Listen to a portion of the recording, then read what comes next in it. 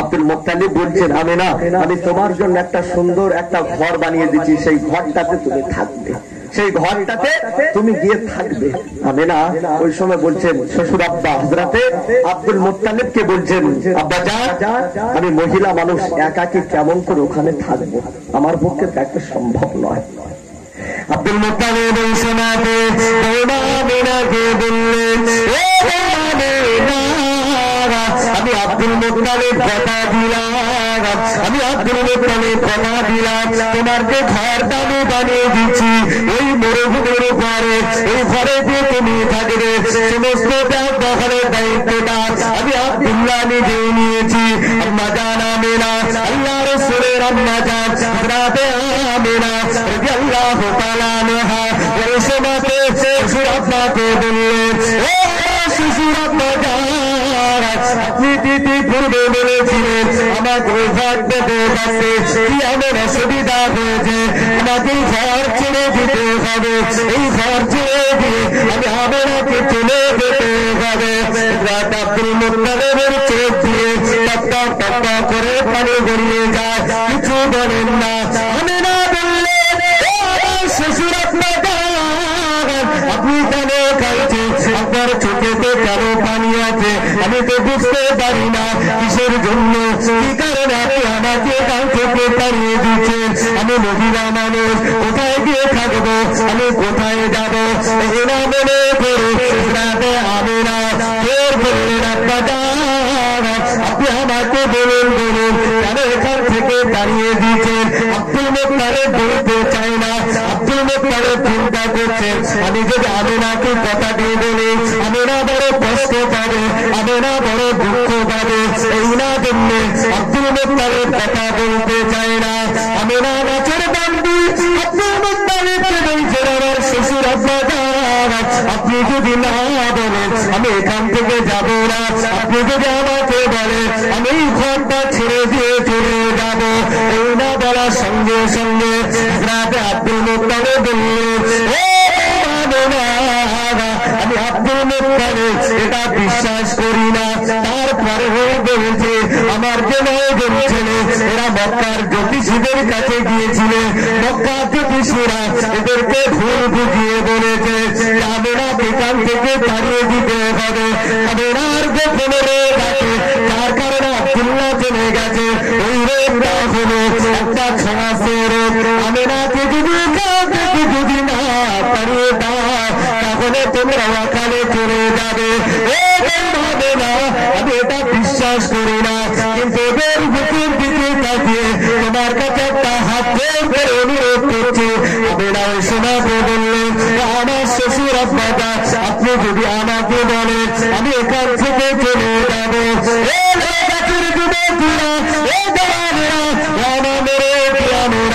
এই সময় আমিনা ঘরটা ছেড়ে দিয়ে আব্দুল মুত্তালিব একটা ছোট্ট খুলে ঘর বানিয়ে দিলেন, ওই ঘরে থাকতে লাগলেন। আব্দুল মুত্তালিব ডুবে ব্যবহার করেন, আমিনার শারীরিক খবর নেন, আব্দুল মুত্তালিব আমিনার সমস্ত দিক দিয়ে সুবিধা অসুবিধাটা আব্দুল মুত্তালিব গ্রহণ করে যায়। আমিনা এমন অবস্থাতে যখন এমন করে যখন পানির প্রয়োজন হয়ে গেলে আমিনা চলে যেতেন কুয়াতে, কুয়াতে যখন পানি আনতে যেত এমন অবস্থাতে মক্কার মহিলারা আমিনাকে দিকে দূরে সরে যেত।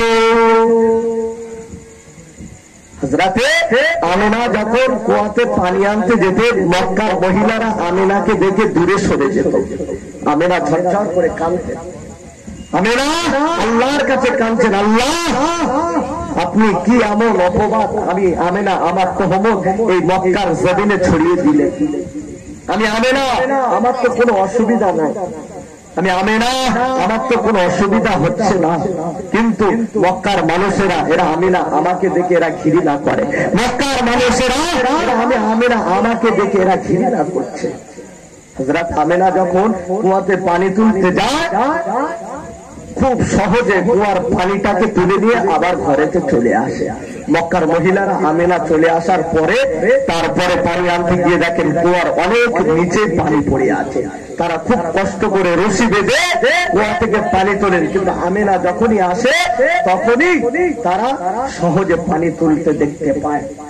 চিন্তা করছেন আমেনা আসলে এত সহজ হয়ে যায়, আর আমরা যখন আসি তখন অনেক কঠিন হয়ে যায়। কারণটা কি? দূর থেকে মক্কার মহিলারা তারাও ফলো করছেন, তারাও বহন করছেন যে আমেনার কারণটা কি।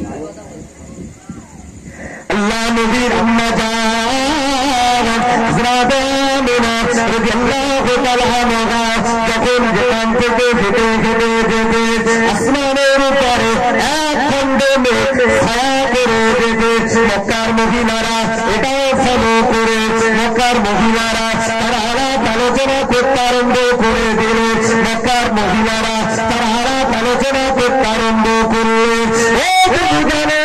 আমেনাকে দেখে আমরা তো ঘৃণা করি, কিন্তু আমেনা যখন যতই রোদ করে থাক না কেন আমেনার মাথার উপরে মেঘে ছায়া করে যায়। আমেনা যখন খোয়াতে পানি তুলতে আসে সহজে পানি তুলে না, কোন রশির ঘুরে বের হয় না।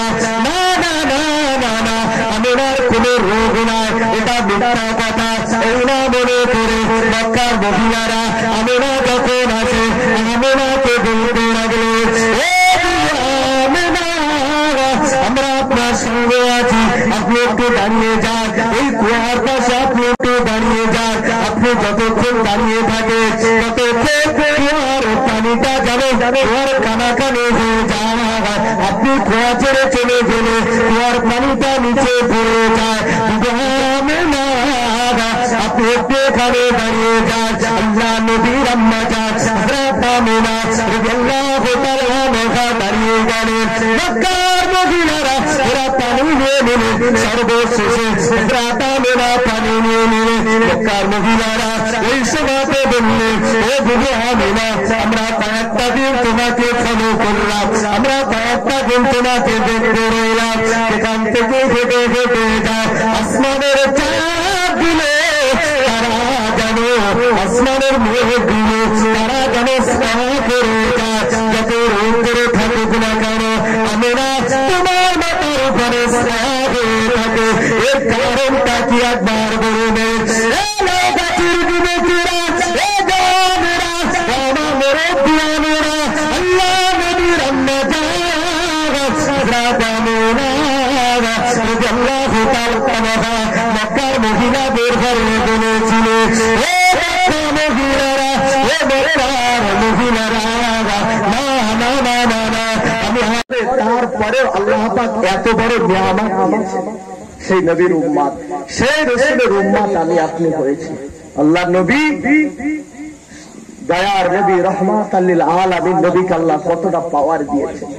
আল্লাহ রাসূল সাল্লাল্লাহু আলাইহি ওয়াসাল্লাম যখন আম্মা জান পুরে ঘরেতে ভূমিষ্ঠ হলেন, রাসূলের দাদু হযরতে আব্দুল মুত্তালিব বড় খুশি আনন্দিত হলেন। সংবাদ পেলে কি সংবাদ?